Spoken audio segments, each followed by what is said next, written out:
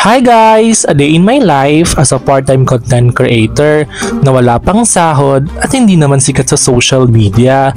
Shoutout pala sa ating Pearl for today's video. At ngayong araw po, I am taking a break from my usual hustle and bustle and bringing you on a little escape to a place I love.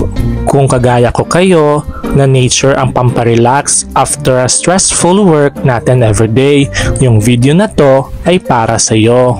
Naka-experience ka na bang pumunta sa Mountain View Nature Park sa Busay, Cebu City? Kung hindi pa, samahan mo naman kami dahil mag-i-enjoy at magre-relax tayo ngayon. If magtatanong kayo, paano pupunta dito? You know what? Getting here is so pretty easy. You can take a 04H jeepney from JY Square in Lahog. There's a bit of walk uphill from the highway, but trust me, the view is worth it. If you are feeling a little fancy, you can also grab a taxi or hire a motorbike. Just pre-arrange the price beforehand. Just like us, nag-move it na lang kami para hindi na hassle mag-commute. Isang kunting kaalaman lang para sa ating lahat. Mountain View Nature Park has been around for over 20 years. It started as simple rest house and has grown into a popular tourist spot. It's a perfect for those seeking a quick getaway from the city. And also, they have different types of accommodations here, from room with bunk beds to ones with an air conditioning. Rates are very affordable, perfect for solo, travelers, barkada, or even families. Pero the main attraction naman talaga dito is the view. Just look at this. You can get a panoramic view of Cebu City. Perfect for Instagrammable. Mapapasana all ka na lang talaga kasi hindi mo akalain na may ganito talaga sa Cebu City. Super peaceful talaga dito, especially after a long week. Relax na relax ka talaga dito. I often see people come for a different reason. Some come from family outings and other for team building activities, and some, like us, just need a break from a daily grind. Remember guys, it is so important to take time for ourselves. The constant pressure of our work can take a toll in our mental and physical health. Taking a break, even just a short one like this, can do wonders. Palagi ko ito sinasabi sa mga vlog ko na Cebu has a lot to offer, from its natural resources down to its people.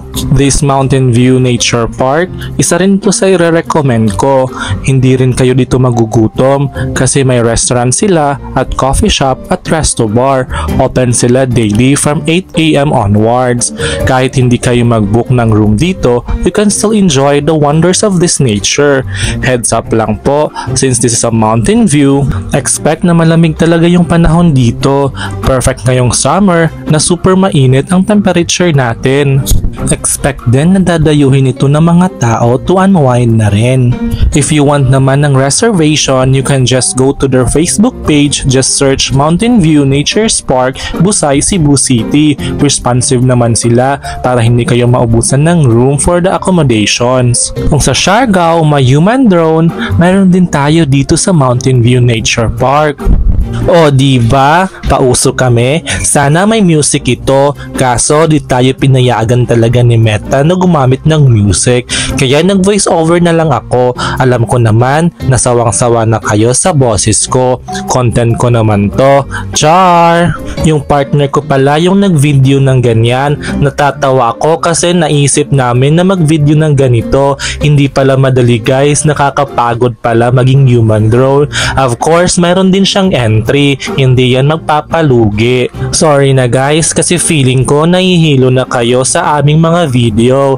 Sa susunod naman sa Siargao na talaga kami magpapa-human drone, mas maganda doon. Sa ngayon, dito muna tayo sa Mountain View Nature Park, Busay, Cebu City. So tama na guys yung mga kakulitan. If you're ever in Cebu and need a place to unwind, I highly recommend this place for you. The fresh air, the stunning views, and the relaxing atmosphere will definitely leave you feeling refreshed and rejuvenated. At yun lamang po for today's video. I hope you enjoyed this little escape with me. Don't forget to like and subscribe for more adventure. Until next time, bye guys! Hope you learned something for today.